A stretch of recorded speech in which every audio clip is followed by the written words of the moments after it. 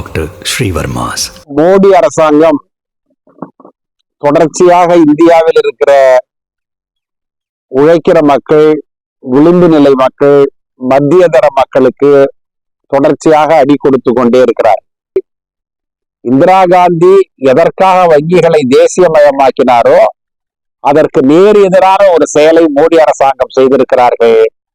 அது முந்தைய பணமதிப்பிழப்பு நீக்கத்தை விட, கொரோனா காலத்துடைய ஊரடங்கை விட கொடுமையானதாக இருக்கிறது.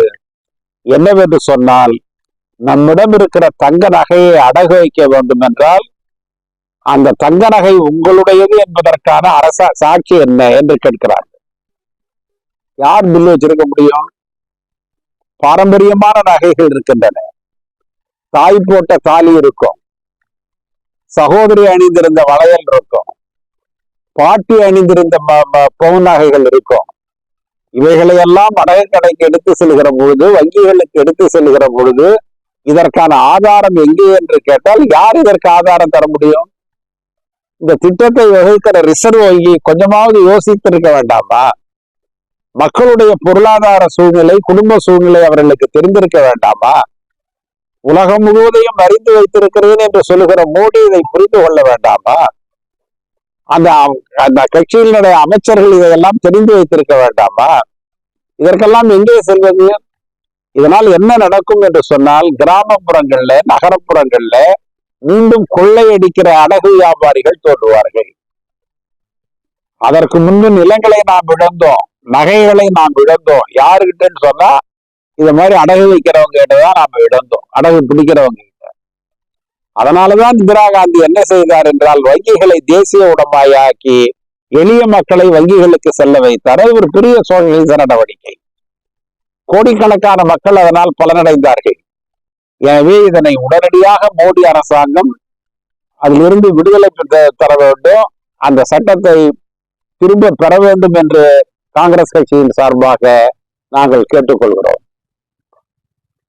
தமிழகத்தை பொறுத்தவரை எல்லாமே நீதிமன்றத்திற்கு சென்றுதான் பெற வேண்டியிருக்கிறது. இந்தியாவினுடைய நாடாளுமன்றமும் சட்டமன்றமும் தான் அரசமைப்பு சட்டத்தை பிரதிபலிக்கிற ஒரு அமைப்பாக இருக்கிறது. மக்கள் மன்றம், மக்கள் தேர்ந்தெடுத்த பிரதிநிதிகள் ஒரு சட்டத்தை அங்கே கொண்டு வருகிறார்கள்.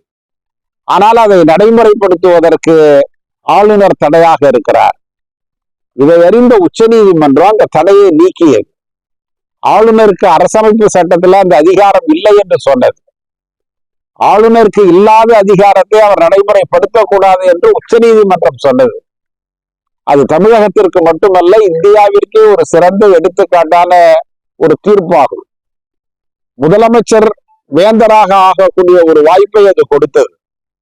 ஆனா இன்னைக்கு இவர்கள் என்ன செய்கிறார்கள் என்றால், சட்டத்தினுடைய சந்து பொந்துகளில், இடுக்குகளில் நுழைந்து உச்ச நீதிமன்றத்தினுடைய அந்த உயரிய தீர்ப்பை முறியடிக்க மீண்டும் அவர்கள் முயற்சிக்கிறார்கள். இது நாட்டில் ஒரு மிகப்பெரிய வெறுப்பலையை உருவாக்கும். மாநில அரசுகள் இயங்காத ஒரு சூழ்நிலையை உருவாக்கும். மக்களால் தேர்ந்தெடுக்கப்பட்டிருக்கிற மாநில அரசுகள் வீழ்ந்து போனால், செயலிழந்து போனால், இந்த தேசத்தை யாரால் நடத்த முடியும்? மத்திய அரசு மட்டும் நடத்த முடியுமா? இது ஒன்றியம் தானே, கூட்டாட்சி முறை தானே, பெடரல் சட்டம் தானே. அரசியல் சட்டத்தை இயற்றியவர்கள் மத்திய அரசும் மாநில அரசும் சம அதிகாரம் உடையது என்றுதான் இயற்றினார்கள். இதெல்லாம் ஒரு உறுப்பு. நீங்க உயர்ந்தவரோ மற்றவர்கள் தாழ்ந்தவர்களோ கிடையாது. பிரதமருக்கு மிக அதிக அதிகாரம், முதலமைச்சருக்கு குறைந்த அதிகாரம் என்பதெல்லாம் கிடையாது.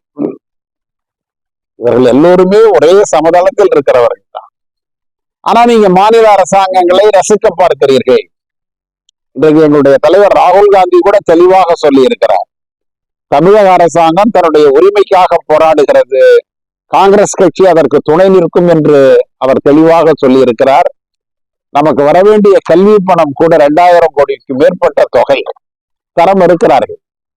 இன்றைக்கு தமிழ்நாடு முதலமைச்சர் அதற்காகவும் நீதிமன்றம் சென்றிருக்கிறார், உச்ச நீதிமன்றம் சென்றிருக்கிறார். அப்படி சென்றுதான் இவைகளை பெற முடிகிறது. எனவே மத்திய அரசாங்கம் தொடுத்திருக்கிற ஒரு யுத்தம் இது. நான் யுத்தம் தான் சொல்லுவேன். மாநில அரசுகள் மீது, அதுவும் குறிப்பாக பிஜேபி ஆளாத மாநிலங்கள் மீது ஒரு யுத்தத்தை மத்திய அரசு தொடங்கி இருக்கிறது.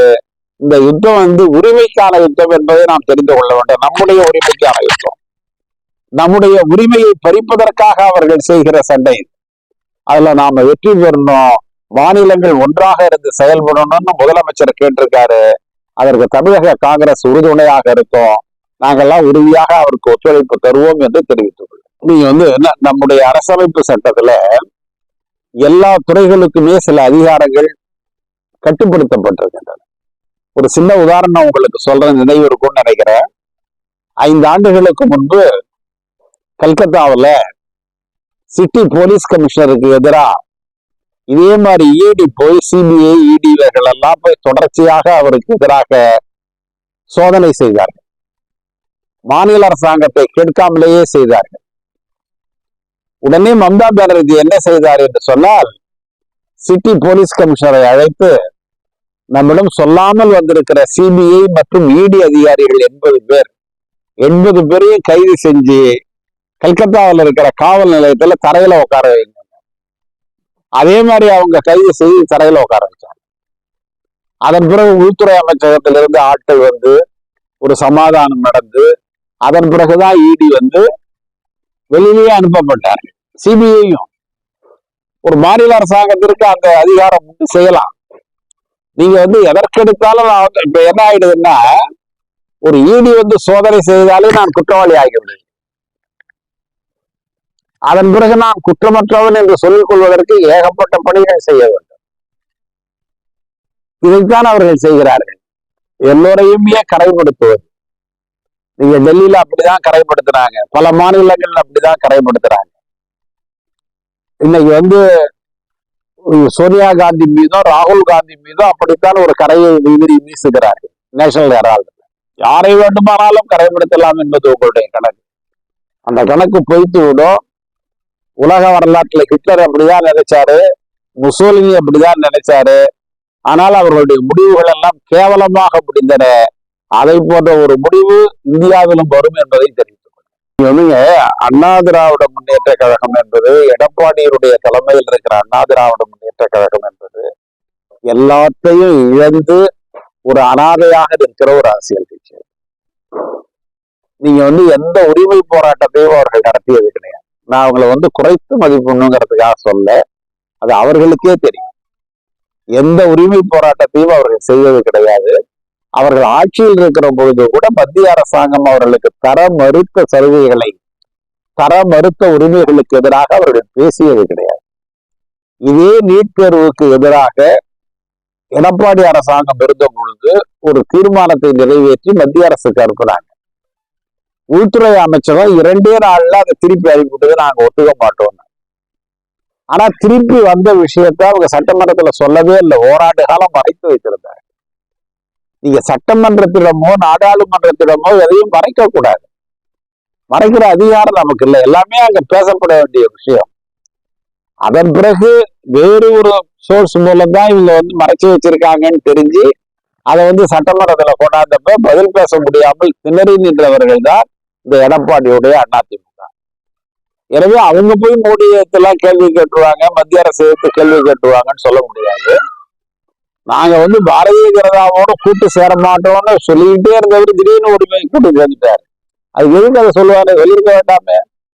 ஆரம்பத்துல இருந்தே இல்ல நாங்களும் பாரதிய ஜனதாவும் முன்பே கூட்டணியில இருந்தோம், இப்போதும் இருப்போம்னு சொல்லிருந்தா ஏதோ அதுலயாவது ஒரு நேர்மை இருந்திருக்கும். ஒரு நேர்மையே இல்லாத, ஒரு மனசாட்சியே இல்லாத, பேராண்மை இல்லாத ஒரு இயக்கமாக அந்த இயக்கத்தை அவர்கள் நடத்துகிறார்கள். அது எம்ஜிஆர் இருந்தப்ப வேற இயக்கம், ஜெயலலிதா இருந்தப்ப வேற இயக்கம். அதற்கு இடையாக இவர்களால் செயல்பட முடியல. அதனால அவங்க எதிர்த்து நீங்க எதையும் பேராண்மை எதிர்பார்க்காது.